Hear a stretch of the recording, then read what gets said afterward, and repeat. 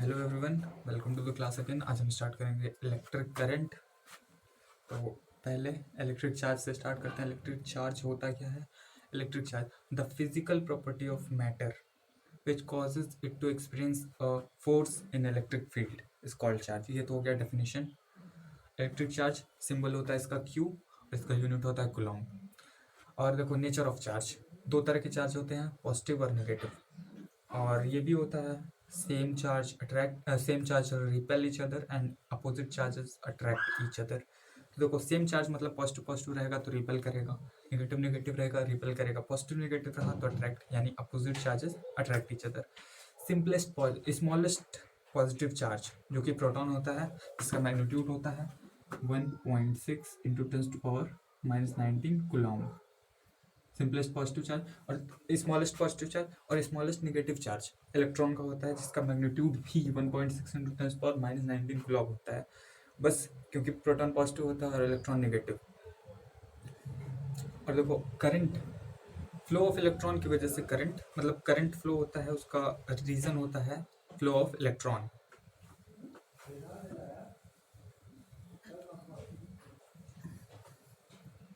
एक फॉर्मूला होता है चार्ज का, Q is equal to NE। Q यानी charge, N number of electrons into charge on electron. इसका वैल्यू फिक्स हो गया। मान लो चार्ज निकालना है N into e, Q equal to NE, बस हो गया। इलेक्ट्रिक करंट क्या होता है? Electric current is defined as, और electric current is expressed as the amount of charge flowing through a particular area in unit time. और मतलब इसका दूसरा definition rate of flow of charge. इसका फॉर्मूला है I is equal to Q by T। I means electric current, Q means charge, T means time. इसको हम लोग ऐसे याद करने के लिए Q इक्वल टू IT। बस कॉन्सेप्ट क्लियर। चलो एक क्वेश्चन देख लेते हैं इस पर, एक दो क्वेश्चन, जिससे कि फॉर्मूला याद हो जाए अच्छे से। देखो पहला क्वेश्चन है, if 10 ampere current is being flow through a circuit, मतलब 10 एम्पियर का करंट फ्लो हो रहा है सर्किट में। Calculate the number of electrons that are passed in per second through the bulb. Current का वैल्यू क्या है? I is equal to 10 ampere. और बोल क्या रहा है? Calculate the number of electrons, number of electrons यानी N हम लोग को फाइंड करना है, that are passed in per second. Time दे रखा है T is equal to 1 second पर सेकेंड। चलो निकालते हैं। देखो I और T दिया है तो हमको यहाँ से Q मिल जाएगा, Q बराबर IT। करंट का वैल्यू 10 एम्पियर, टाइम का वैल्यू 1 सेकेंड, Q का वैल्यू 10 कूलॉम। Q पता चल गया, N निकालना है। एक फॉर्मूला और हमको पता है, Q is equal to NE।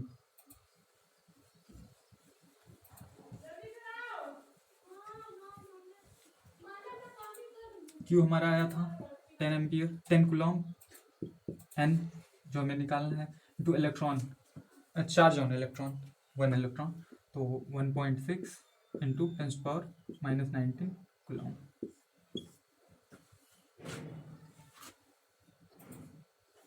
आ गया आंसर, N की वैल्यू। पोटेंशियल डिफरेंस क्या होता है? तो पहले डेफिनेशन देख लेते हैं। The charge flows through a conductor because of the difference in the value of charge between 2 points. This difference is called potential difference. So more is the difference, more will be the flow of electron, that is current. SI unit of potential difference क्या होता है? Volt. SI unit, देखो potential difference का एक और वो है, definition है, तो वो मैं बता देता हूँ। 1 volt is the potential difference between 2 points in a current carrying conductor when 1 joule of work is done to move charge of 1 coulomb। तो इससे हमको पोटेंशियल डिफरेंस का फार्मूला मिलता है V is equal to W by Q, यानी ये V potential difference, work done, charge.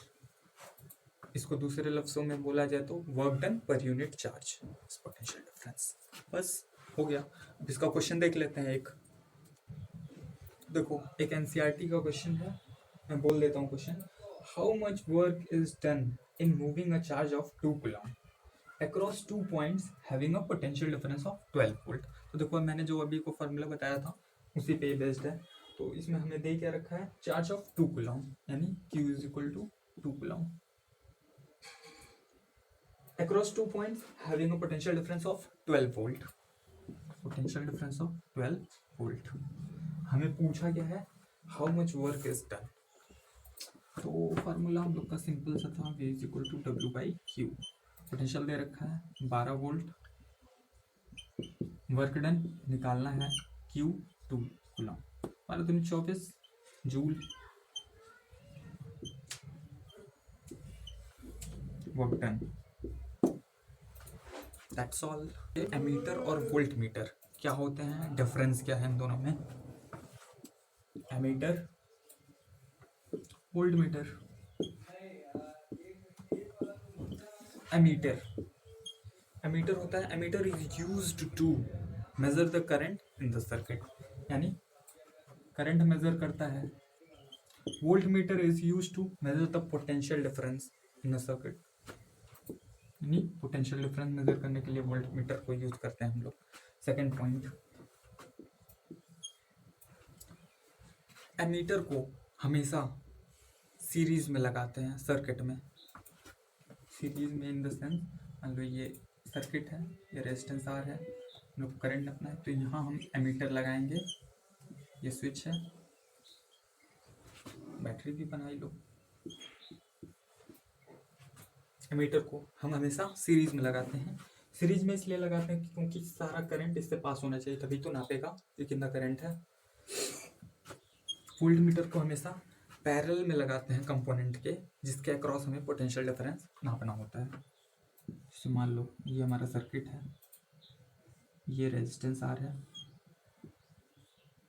तो यहाँ हम मान लो इसके अक्रॉस हमें पोटेंशियल डिफरेंस चाहिए, तो हम इसके पैरेलल में लगाते हैं वोल्ट मीटर को।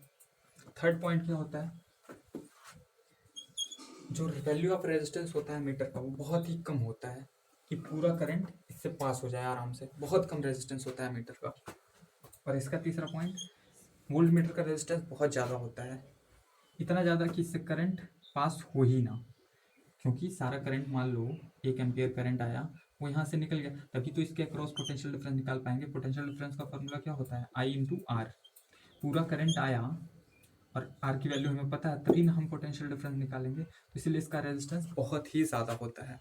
बस हो गया। ओम्स लॉ क्या होता है, this law states that the electric current flowing through a metallic wire is directly proportional to the potential difference V across its ends provided that temperature remains constant. Potential difference is मतलब current is directly proportional to potential difference. V upon I is constant. This constant is called resistance. तो हम ये formula याद ही करते हैं, V is equal to IR, R that is resistance. Resistance क्या होता है ये देखते हैं। Resistance is the property of conductor which resist the flow of electron through the conductor. ये हो गया रेजिस्टेंस का डेफिनेशन।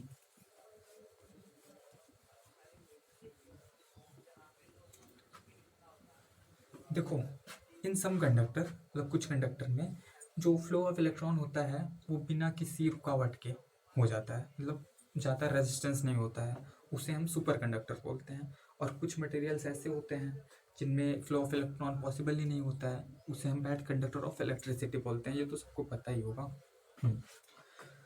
तो देखो रेजिस्टेंस जितना ज़्यादा होगा, more will be the resistance, उतना ही कम करंट उससे फ्लो होगा, और रेजिस्टेंस जितना कम होगा उतना ज़्यादा करंट फ्लो होगा। अब देखो रियोस्टैट यानी वेरिएबल रेजिस्टेंस क्या होता है, इन सम प्रैक्टिकल केसेस कि हमें करंट की वैल्यू घटानी बढ़ानी रहती है पोटेंशियल डिफरेंस कांस्टेंट रखते हुए। तो हमने फॉर्मूला देखा था V/I is equal to R। देखो करंट की वैल्यू हम घटा बढ़ा रहे हैं पोटेंशियल डिफरेंस कांस्टेंट रखते हुए, तो ये कांस्टेंट हो गया और इसको हम चेंज कर रहे हैं तो ऑफ कोर्स इसकी वैल्यू चेंज घटानी या बढ़ानी पड़ेगी। इसकी वैल्यू बढ़ाओगे तो इसकी वैल्यू घटानी पड़ेगी और इसकी वैल्यू बढ़ाओगे तो इसकी घटानी पड़ेगी। तो इसीलिए वेरिएबल रेजिस्टेंस का यहाँ पे रोल आ जाता है, इसको हम रियोस्टेट बोलते हैं। अब देखो रेजिस्टेंस डिपेंड किन किन चीज़ों पे करता है। Resistance of a wire depends on 4 things. First length, second area, third material and fourth temperature. Resistance जो होता है वो डायरेक्टली प्रोपोर्शनल होता है लेंथ के, इनवर्सली प्रोपोर्शनल होता है एरिया के। तो हो गया resistance is proportional to L by A. देखो प्रोपोर्शनलिटी हटाओ,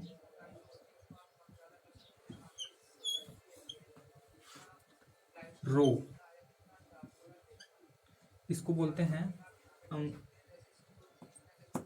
रेजिस्टिविटी। अब रेजिस्टिविटी क्या होता है?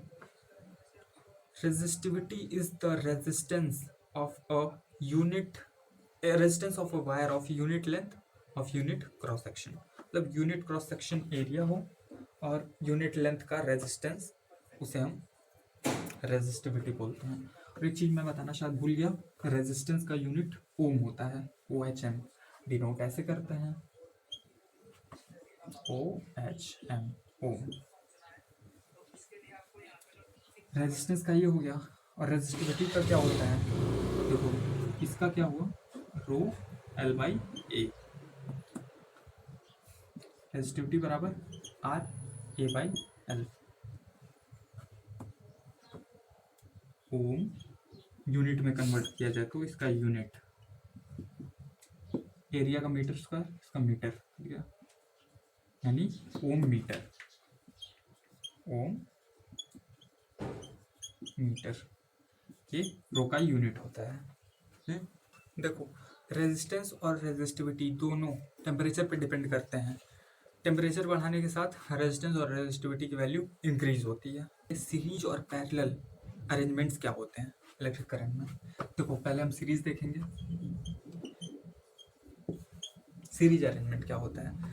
तो देखो सीरीज अरेंजमेंट में क्या होता है, जो रेजिस्टेंस होते हैं, कई सारे रेजिस्टेंस, उनको एक के पीछे दूसरा मतलब सीरीज में जोड़ते चले जाते हैं। मान लो 3 रेजिस्टेंस दिया है, तीनों को लाइन से जोड़ दिया, मतलब एक के पीछे दूसरा, उसके पीछे तीसरा, ऐसे ऐसे बना के दिखा देता हूँ मैं कैसा होता है।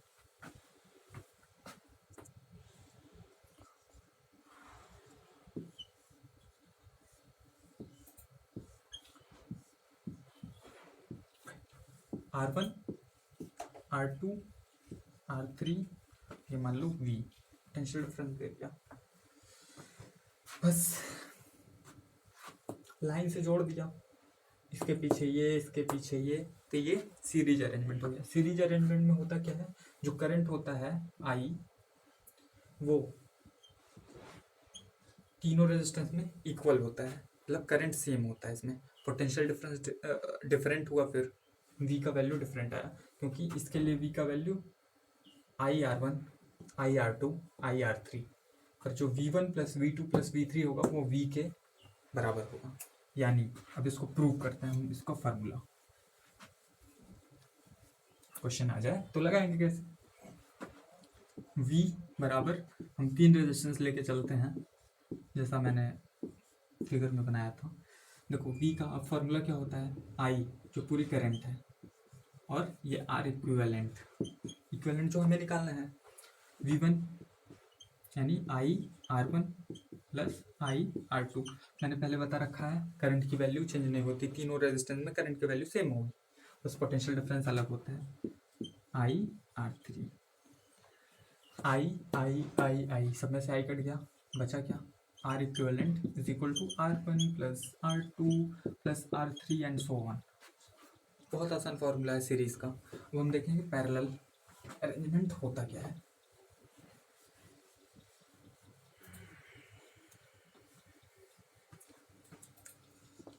देखो पैरेलल क्या होता है, पहले बना देता हूँ डायग्राम।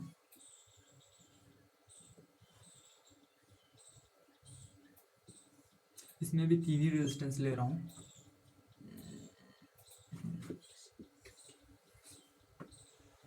यहाँ भी एक ले लो रेजिस्टेंस, ना ही लो, छोड़ जाने दो।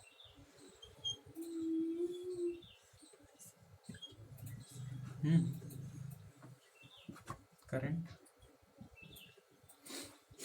देखो, ये R1 R2 R3 V।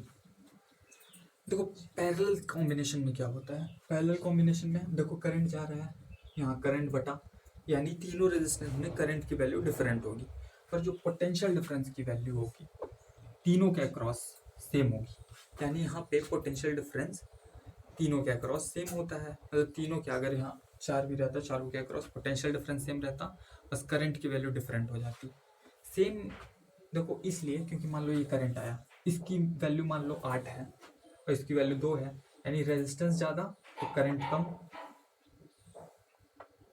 यहाँ रेजिस्टेंस कम तो करंट ज़्यादा, तो मिला जुला के सबके अक्रॉस पोटेंशियल डिफरेंस सेम हो जाता है। पोटेंशियल डिफरेंस का फॉर्मूला I इंटू आर, ये आर ज़्यादा तो आई कम, आर कम तो आई ज़्यादा। देखो फॉर्मूला कैसे डिराइव करेंगे, तो इसका भी देख लो।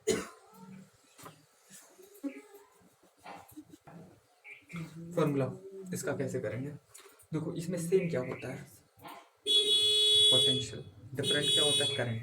तो देखो करंट मान लो वो जो 3 मैंने बना रखा था, अब एक में मान लो I1 गया, एक में I2 गया, एक में I3 गया, पर तीनों का सम तो I के बराबर ही था। तो यहाँ से हम देखेंगे I is equal to I1 plus I2 plus I3, I V by R equivalent. V जो नीचे बैटरी था हमारा उसका पोटेंशियल डिफरेंस, I1 मैंने बता रखा है पोटेंशियल डिफरेंस सेम, यानी V बटा R1, V by R2, V by R3 and so on. V same है सब में, V काट दो, 1 upon R equivalent equal to 1 upon R1 plus 1 upon R2 plus 1 upon R3 and so on. तो ये हमारा पैरेलल कॉम्बिनेशन का formula निकल गया। देखो एक क्वेश्चन है हमारे पास यहाँ पे, जिससे हमारा पैरेलल सीरीज सब कवर हो जाएगा इस क्वेश्चन में, पैरेलल कॉम्बिनेशन सीरीज कॉम्बिनेशन। तो देखो इसमें क्वेश्चन में पूछ क्या रखा है, बहुत पहले दिया क्या है, ये देखो ये दोनों पैरेलल में है, रेजिस्टेंस 5 ओम 5 ओम, ये तीनों पैरेलल में है, 10 ओम 10 ओम 10 ओम, पर इसका जो इक्विवेलेंट निकालोगे और इसका जो इक्विवेलेंट निकालोगे वो दोनों आपस में सीरीज में है। देखो करंट आया करंट आया करंट आया, 10 वोल्ट का बैटरी लगा रखा है, ये स्विच है, तो हमसे पूछ रखा है एमीटर की रीडिंग बताओ। एमीटर क्या करता है, करंट मेजर करता है, यानी करंट की वैल्यू बतानी है नॉर्मली। देखो इसको सॉल्व कैसे करेंगे, पहले इसका इक्विवेलेंट क्या होगा, दोनों पैरेलल में है, 1 बाई आर इक्विवेलेंट इसका सिर्फ is equal to 1 upon R1 plus 1 upon R2 is equal to 2 by 5। R equivalent का वैल्यू 5/2, 5/2 आर इक्विवेलेंट आ गया। तो इसको हटा दो, फिगर चेंज कर रहा हूँ मैं, मतलब चेंज नहीं कर रहा हूँ, जैसे 5/2 हो गया, आर इक्विवेलेंट हमने सीधे निकाल लिया, मैंने इरेज करके 1 लिख दिया दोनों को ऐड करके। अब देखो इसका ये भी पैरेलल में है, तो इसका क्या होगा, 1 upon R equivalent 1 upon R1 plus 1 upon R2 plus 1 upon R3, 3/10, और ये 1 अपॉन आर इक्विवेलेंट आया हम लोग का 3/10, तो आर इक्विवेलेंट क्या आएगा 10/3। तो इन सबको भी हटा के 1 कर दो, 10/3 ओम। अब देखो ये दोनों सीरीज में हो गए, सीरीज में यानी नॉर्मली ऐड कर दो दोनों को, 15 प्लस 20.6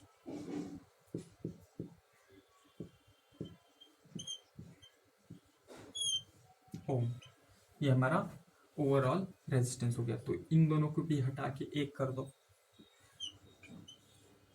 35/6। देखो पोटेंशियल डिफरेंस पता है, रेजिस्टेंस पता है, करंट की वैल्यू आ जाएगी V is equal to I R. V क्या है 10, आई निकालना है, आर की वैल्यू 35/6।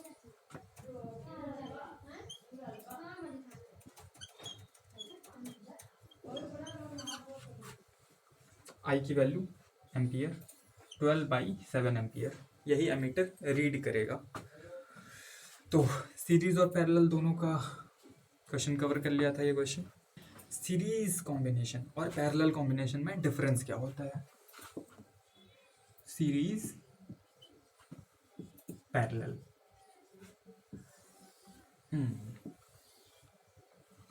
सीरीज में पहला क्या होता है, सीरीज में क्या करते हैं, रेजिस्टेंस को एंड टू एंड जोड़ देते हैं एक लाइन में, यानी एंड टू एंड हम जोड़ देते हैं। और इसमें क्या होता है, पैरेलली जोड़ते हैं, मतलब दे रखा है वीडियो में, अब मैं दिखा भी देता हूँ। पैरेलली मीन्स एक को यहाँ जोड़ा, दूसरे को इसके पैरेलल, तीसरे को इसके पैरेलल, चौथे मतलब पैरेलल, एक लाइन में ना जोड़े, मतलब तो लाइन में जोड़ दिया तो सीरीज ही हो जाएगा। फिर पैरेलल का मतलब क्या, यानी पैरेलल में ऐड करते हैं। सेकेंड, करंट की वैल्यू हर एक रेजिस्टेंस में सेम होगी क्योंकि सबको एंड टू एंड जोड़ा हुआ है। Value of current is same in each resistance. इसमें सेम उसका उल्टा, value of current is different in each resistance.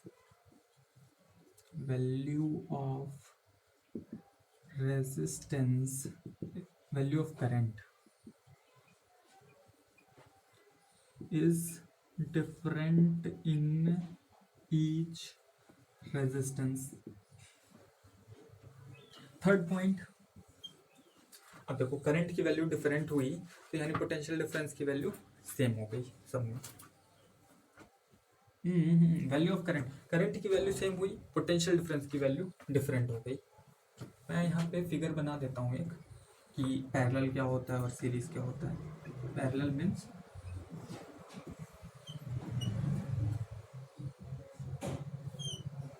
ये R1, R2, R3 और सीरीज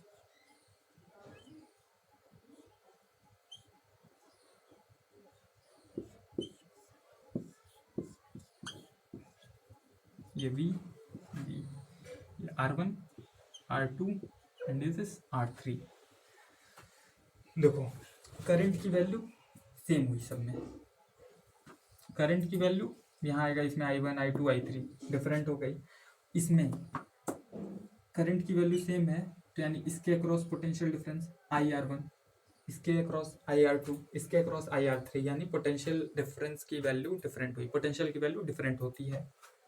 और इसमें देखो करंट की वैल्यू आई, इसमें I1 गई, इसमें I2 गई, इसमें I3 गई,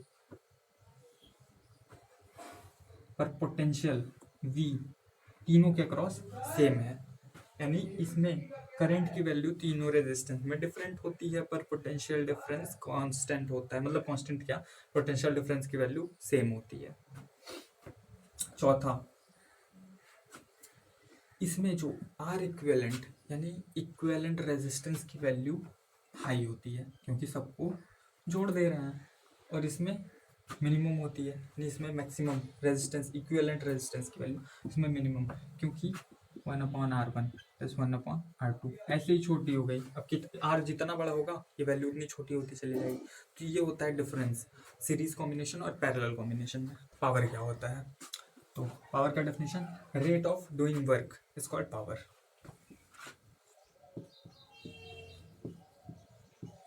rate of doing work is called power. अब देखते हैं वर्क क्या होता है।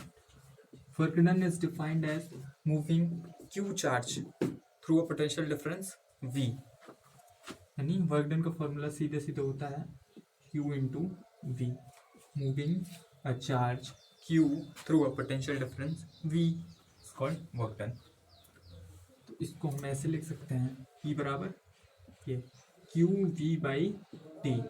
अब देखो QT ये हमने पढ़ रखा था आई बराबर क्यू बाई टी, क्यू बराबर आई टी।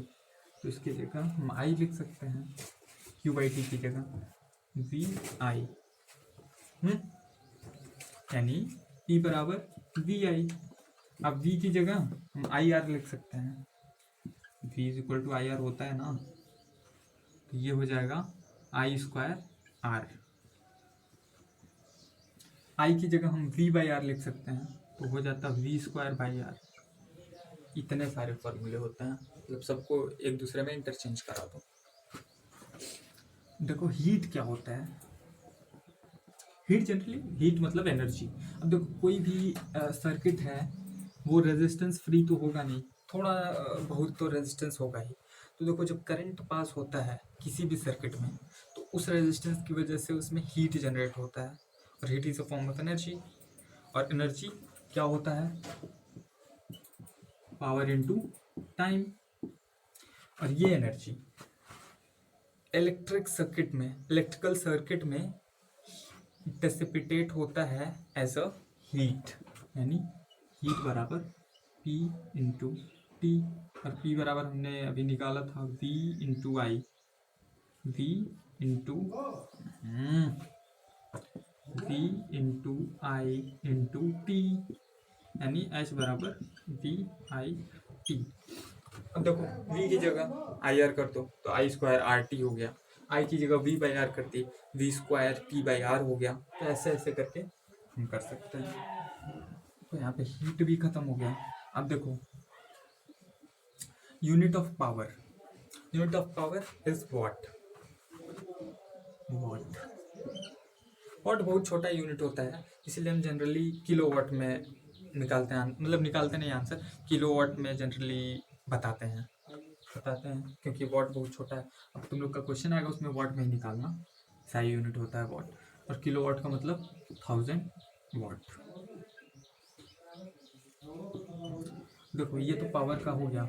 अब हीट का यूनिट क्या होता है, हीट का फॉर्मूला पावर इनटू टाइम, यानी हीट का unit what into second, time का तो सेकंड हुआ। देखो इसको अगर हम किलोवाट में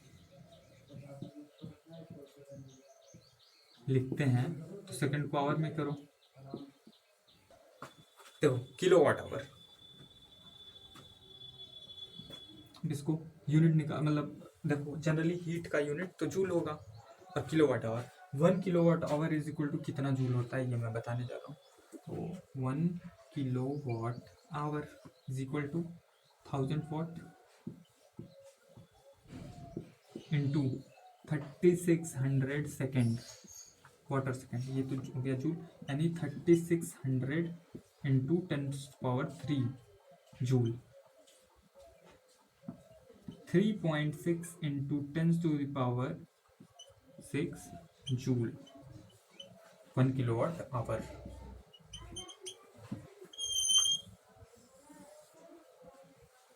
That's all.